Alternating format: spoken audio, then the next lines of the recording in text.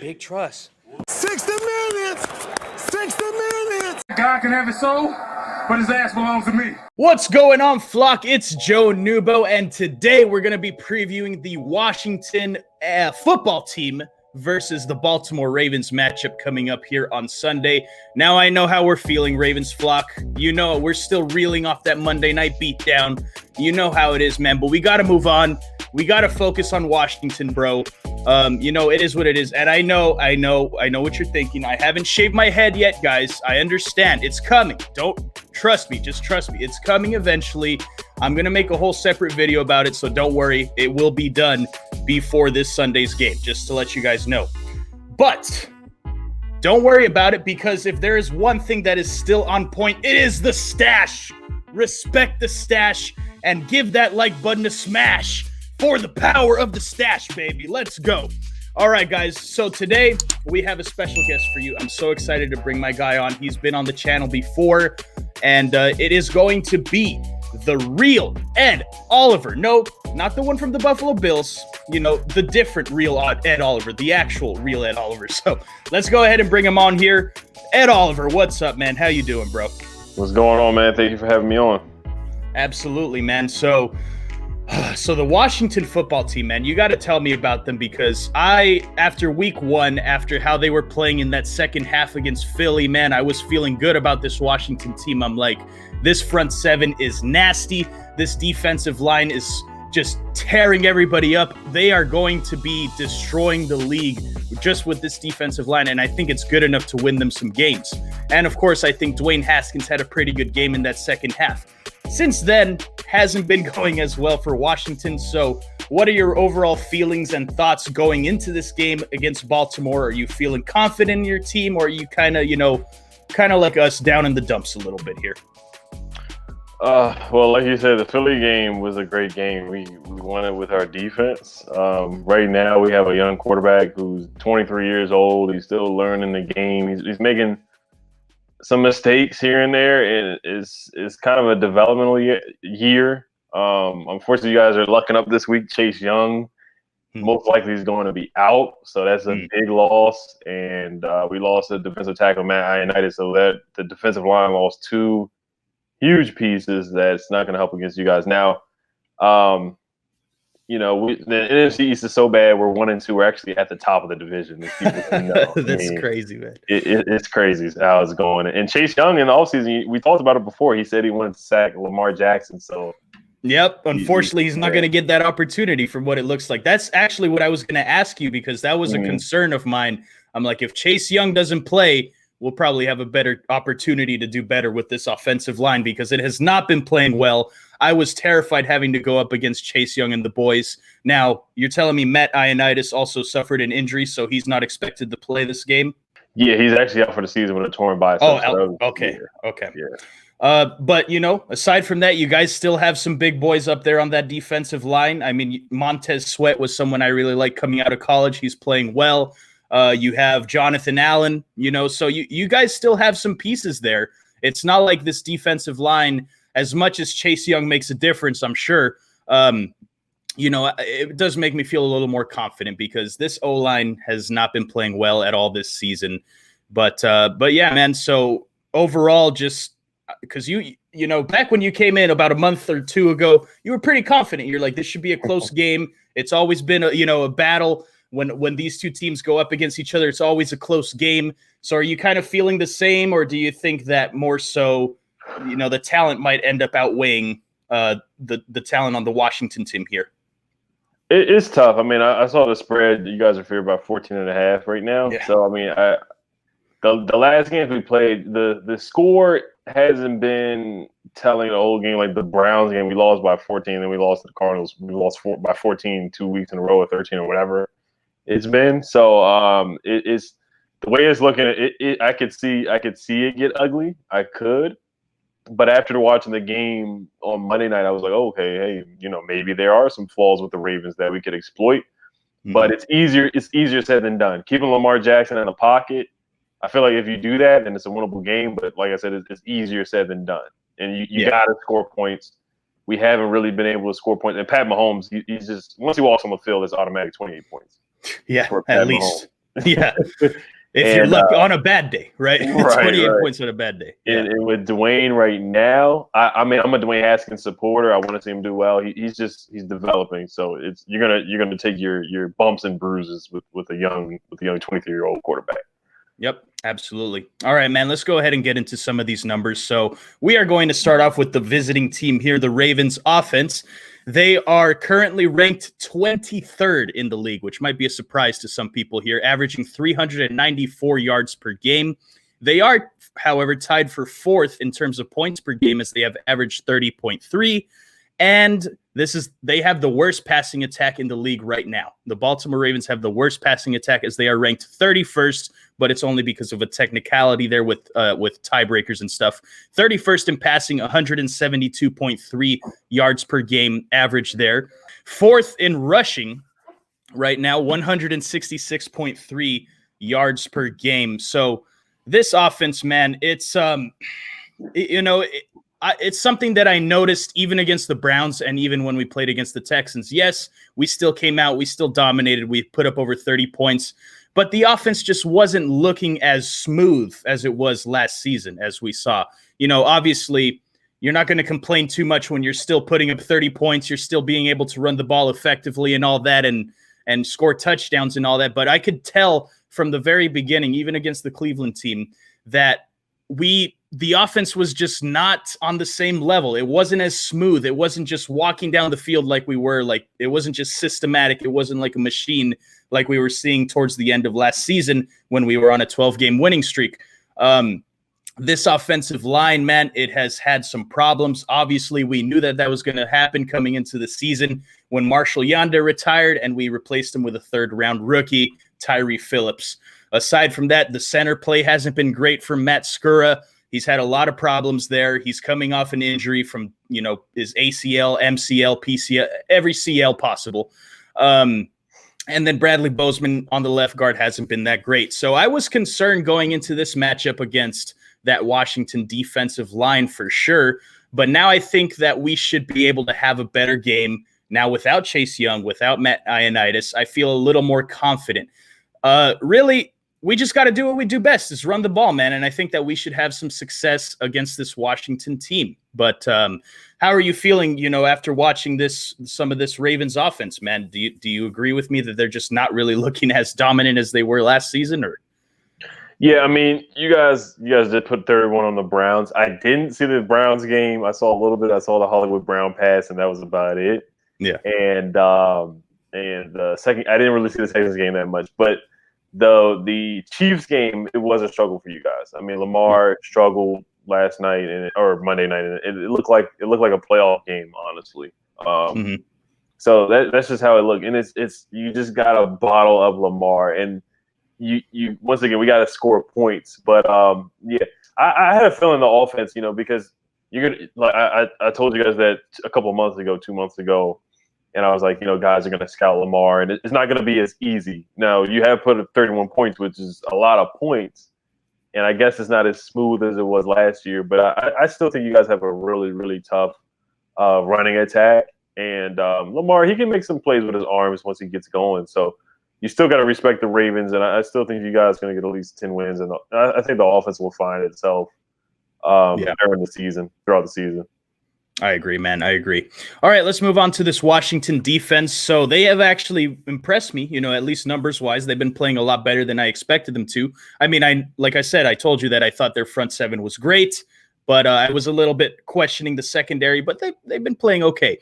The Washington current football team, it's so hard to say, man. It's so weird to say. Currently is the sixth defense in terms of yards per game, as they have allowed an average of 334.3. They are 16th in terms of points per game, as they have allowed an average of 27 points per game. And they are actually 5th in passing defense, allowing an average of 209.3 yards per game. And they are 22nd in rushing defense, allowing an average of 125 yards per game. Would you say that this passing defense is playing as well as it is because it's actually, I don't know, good coaching, or would you just say that you're just able to run the ball in them and, teams don't really need to pass the ball to beat the Washington defense here? It's been a combination of things. I think the pass rush, the Eagles game was crazy. I mean, it was incredible. Eight sacks, person wheelchair wins, and then the second game, Kyler Murray, he tore us apart. But we didn't help ourselves. I mean, we had a fumble. We turned the ball over in the first half, and they scored off of the turnover. Then we fumbled on a punt return, and next thing you know, we're down like 14-0 or 10-0, something like that. And actually, we got down 17-0 against the Cardinals. We've been turning over the football. Dwayne Haskins, he had 3 turnovers against the Browns, and actually we were up 20-17 going into the fourth quarter. Next thing you know, he had 2 picks in the fourth quarter. The Browns score twice off of those turnovers. So I feel like if we don't turn over the football, it will help our defense a lot. But when you're turning the football over, the defense has to keep going out there again. You know, the fatigue sets in and you get tired, and so that's what's really happened. But our secondary is probably a concern. I think it is a concern for sure. Some of the safety play, Trey Apke he's been getting beat deep a few times, and Landon Collins, he's just known more as a box safety. So him playing in coverage is not really his strong thing. But the defensive line, I give them an A+, where the secondary definitely could improve. The secondary might get like a B- at best right now. But we got Kendall Fuller coming back, so he should help out. But the safety play definitely has to improve. That's where we need improvement on our defense. But defensive line is doing pretty good. All right, so let's stick with Washington here. And it just like you said, man, it sounds like Dwayne Haskins. I'm also a big Dwayne Haskins supporter, man. I like Dwayne Haskins, but you know, he is still young. He's developing quite a bit, and it does seem like Washington is just like baptize him by fire, man. Let him go out there and let him make all these mistakes, and just let him grow as develop while under fire there. But this Washington offense obviously not doing too well statistically wise, as they are 30th, averaging 288 yards per game. And they are 18th in terms of points per game, as they are averaging 28.5. And they are 28th in the passing offense, as they are averaging 188 yards per game.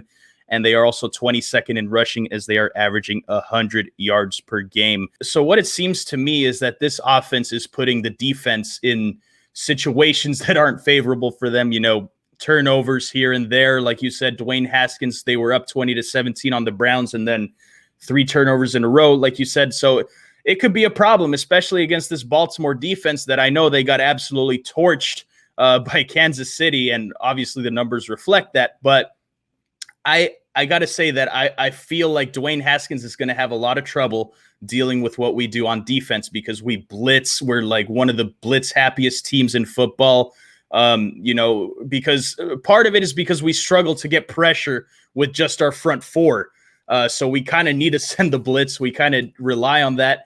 And so what do you think? What are you expecting from this matchup for your offense versus our defense here?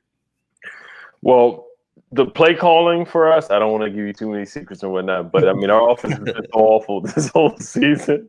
Yeah. It's not like there's really no secrets, but we got Terry McLaurin. You just got to get him the football. He's our best offensive player on the field by far. He's been really, really good this year. I did see Marcus Peters. He likes to gamble, so I would really just try to, if he's guarding McLaurin, I would try to test him a lot, because he's known for gambling. Marcus Peters had a great year last year, but there's some plays where he wants to get the interception and get the pick six, and it doesn't always work. So I would try to go after him. Humphrey's really good, so I would try to go away from him. And but what we're gonna do, we're just gonna try to get the ball out quick, because our offensive line is struggling. We got injuries on the offensive line. So with a young quarterback, we're not really gonna have him. We're gonna try our best not to have him drop back for 5-10 step drops or whatever. But quick hitters, you're gonna see a lot of screen passes. You're gonna see a lot of slants. You're gonna see a lot of stuff like that. A lot of rookie quarterback play calling. That's what you guys are gonna see. So I don't know if you're gonna get a lot of sacks, because we're just really gonna try to get the ball out quick. But Myles Garrett, and he's Myles Garrett. He did get back. He got a strip sack, so he does it to everybody. So you might get one. Hopefully not, but I feel like the last 2 games he's been strip fumbled. So it definitely, I wouldn't be surprised if Judon got back there and did something like that. Yeah. All right. So let's move on to this Ravens defense, as we're already starting to talk about it here. They were a top 5 defense before we faced against the Chiefs, and it just drastically dropped the numbers here. All of them. We are now the 19th defense, allowing an average of 305 yards per game. Still good in, only points per game given up is 18.7, which is 3rd in the league. So for them, going up against the Browns and the Texans obviously helped that out a lot. 26th in passing defense, as they have allowed an average of 268.7 yards per game, and 10th in rushing defense, as they have allowed an average of 107 yards per game. If I'm the Ravens defensive coordinator here, I'm trying to get to Dwayne Haskins as much as possible. I think that if there's a game that our pass rush is going to wake up, this could be it. I'm expecting Haskins to hold on to the ball a little longer than he should. I know, the game plan should be to get the ball out quickly, because obviously young quarterback going up against a blitz-happy team, that should be the game plan here. But if you just get that one moment that Dwayne Haskins holds onto the ball just 1 second too long, I'm hoping either Calais Campbell gets there, Judon gets there, somebody gets there. The pass rush needs to step up, plain and simple. Now, for Terry McLaurin, to be honest with you, he is really the only receiver that I would be worried about in this matchup here. And for those reasons, I think you would actually stick Marlon Humphrey there. Now, Marcus Peters, he got absolutely game planned against the Chiefs. They knew what he wanted to do. They knew his tendencies. They actually tested him, and they beat him deep with Mecole Hardman, I believe. They actually had Tyreek Hill coming over a crosser over the middle of the field, and Marcus Peters was supposed to stay manned up on Mecole Hardman, who ended up going up deep. And then, Mahomes faked like he was going to go to Tyreek. Peters bit, and then it was a deep touchdown, and it was just one of those days, man, that Andy Reid knew what to expect from Marcus Peters there. So, but if I'm the Ravens defense, yes, I think that you got to stick Humphrey on Terry McLaurin, take him out of the game as much as you can, because aside from that, you don't really got to worry about tight ends. I know you have, I think, Logan Thomas, if I'm not mistaken, right, playing there. So, it's not too many offensive weapons you got to be concerned about if you're the Ravens defense. So I expect us to have a pretty decent game. And yeah, that's just kind of how I feel about it. So. Yeah, we got some young guys, some secret weapons. You'll see. You're not trying to give anything away. I hear you. Yeah, we don't have any big names. I'll say that. There's no. I think Terry McLaurin probably is the only big name. He's not even that big of a name right now, but he will be. Yeah, for sure. So, all right, let's move on and let's get the score prediction, man. I want to hear the score prediction for this game. For me, honestly, I think that this can go one of two ways. I think that if it goes like last year, where we lost to the Chiefs and then came against the Browns in Baltimore, and they came in and just destroyed us, because I think partly we were still feeling that Chiefs loss. If that's the case here, if we go into this Washington game still hung over from the Chiefs loss, then there's a chance. It's not a very high chance, but there's a chance that Washington comes out and just finds a way to beat us, which I don't think is the likely outcome here. What I think should actually happen here, what I'm imagining, is that the Ravens are going to, take a look inside, as cheesy as it sounds, and say, we just have to play better. We know we're a better team than this. And I think that they're going to come out and quite honestly win by at least 2 touchdowns, just because I think they're going to be so focused. I think that they're going to look like that machine that I was talking about. And that's my hope. At least that's my hope, because if not, if they're still hungover from the Chiefs loss, then it could end up bad. It could end up bad, and I'm going to be, I'm going to have to switch to golf, man. I'm not going to talk about the Ravens anymore. But anyway, score prediction-wise, I'll probably say something like, we'll say 33-17, probably. Ravens win. What are you thinking here? Yeah, you say you're gonna shave your mustache if you lose to the Washington. I'm done. I'm changing my identity. I'm gone. I'm out of here. Right. Yeah. I kind of have I think we're actually going to beat the spread. I think it's gonna be closer than 2 touchdowns. I think you guys are going to win just because of a young quarterback who is going through his ups and downs and who's struggling. You gotta have the way to beat the Ravens is you gotta keep Lamar off the field and you gotta keep him in the pocket. And I just don't know if we're able to do those 2 things, especially without Chase Young and without Mad United. If Chase was there, then maybe it would be a 1 touchdown game or below 7 points possibly. But yeah, I guess I would go around the 30 points like you, with 30, maybe like 30 to 21 or 20, maybe like a late touchdown at the end, 25 or something like that. Sure. So yeah, I'll go, and I'll go off for my team and say 30 to 25 or something like that. I'll say that. I think it's going to be just a little bit closer than what people think. I don't think it's going to be 14.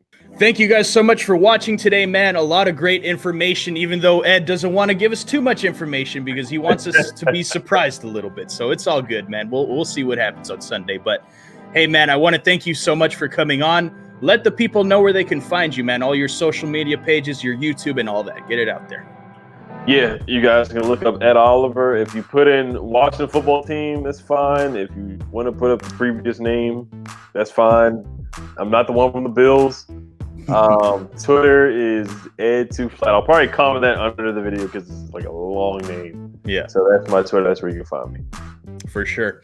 All right, fellas, we're going to go ahead and get out of here, man. Thank you all so much for watching. Don't forget to hit that subscribe button, hit that like button, share this with your friends, leave a comment down below. Let me know how you guys are feeling about this game. And, also support the Fan to Fan Network that we're both a part of, man. Please check that out on YouTube, Twitter, Instagram, everywhere you go to really see all that stuff. So thank you guys so much for watching, and we'll see you later. Peace out.